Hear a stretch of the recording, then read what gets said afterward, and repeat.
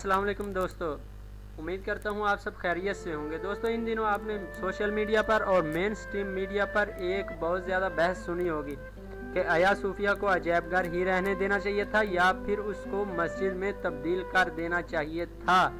दोस्तों, इस बहस में हम नहीं पड़ेंगे, लेकिन हम आपको आज ये बताएंगे कि आया सूफिया को कब तामीर किया गया और यहाँ तक इस हालत में पहुँचने तक इसने कितने दौर देखे।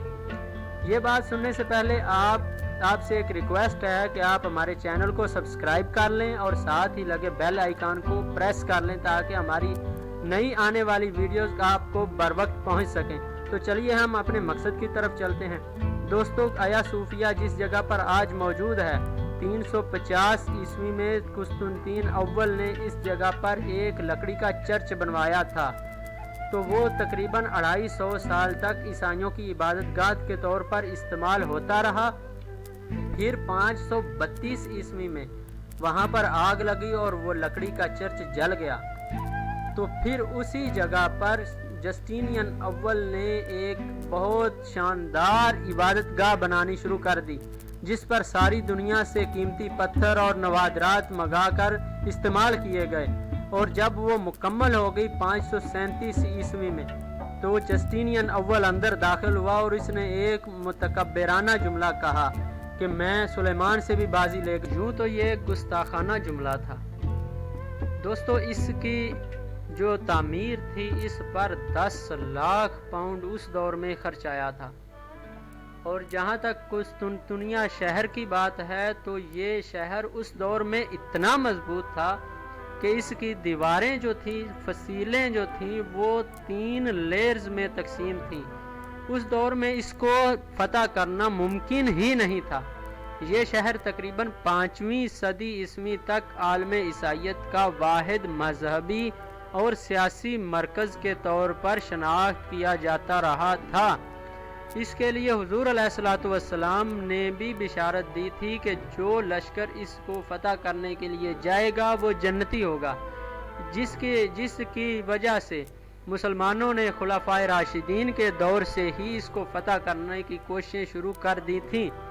तो हज़रत अबू अय्यूब अंसारी रज़ियल्लाहु ताला अन्हु का मज़ार भी इसी वजह से कुस्तुनतुनिया की दीवार के साथ है, क्योंकि वो वहाँ पर शहीद हो गए थे। तो दोस्तों, 5वीं सदी ईस्वी में जो आलम ईसाइयत था ये 2 चर्च में तकसीम हो गया। एक का मरकज़ यही कुस्तुनतुनिया ही रहा और दूसरे का मरकज़ इटली का शहर रोम बन गया। जो कुस्तुनतुनिया का हेड था उसको पैट्रियार्क या बतरीक कहते थे, और जो रोमन एम्पायर का जो हेड होता था उसको पोप कहते थे। तो दोस्तों, जैसा कि हमने पहले बताया कि हुजूर अलैहिस्सलातु वस्सलाम की बिशारत की वजह से खुलाफाए राशिदीन के दौर से ही मुसलमानों ने इस शहर को फतह करने की कोशिशें शुरू कर दी थी, लेकिन इस शहर की बुलंदो बाला दीवारों की वजह से, जो कि उस दौर में तोड़नी मुमकिन नहीं थी, ये शहर मुसलमानों से महफूज रहा। ये कोशिशें मुसलमानों ने तकरीबन 800-900 साल तक जारी रखी, लेकिन शहर फतह होने का नाम नहीं ले रहा था। फिर इस शहर को एक ऐसे मर्द मुजाहिद ने फतह किया कि जिसके हाथ पर अल्लाह तबारक व तआला ने इसकी फतह लिख दी हुई थी। उस शख्स का नाम था सुल्तान मोहम्मद फातेह, जिसने कुस्तुनतुनिया को 1453 में फतह किया। कुस्तुनतुनिया की फतह इतनी सस्ती और आसान नहीं थी, बल्कि 50,000 मुसलमानों ने अपनी जानों का नजराना पेश करके इस शहर में अल्लाह अकबर की सदाएं बुलंद की। यहाँ पर मैं आपको एक बात बताता चलूँ कि ईसाइयों का आया सूफिया के बारे में एक अकीदा था, जो कि किसी के इल्हाम की वजह से वहाँ पर मशहूर हो चुका था। वो अकीदा ये था कि इस शहर को कोई फतह नहीं कर सकता।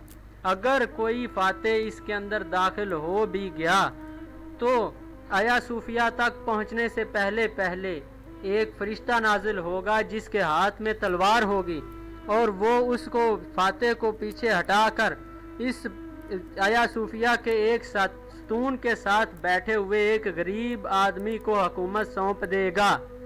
इस अकीदे की बिना पर बहुत सारे ईसाई पादरी, औरतें और बच्चे आया सूफिया में पनाह लेने पर मजबूर हो गए और आया सूफिया जो था वो खचाखच बढ़ गया।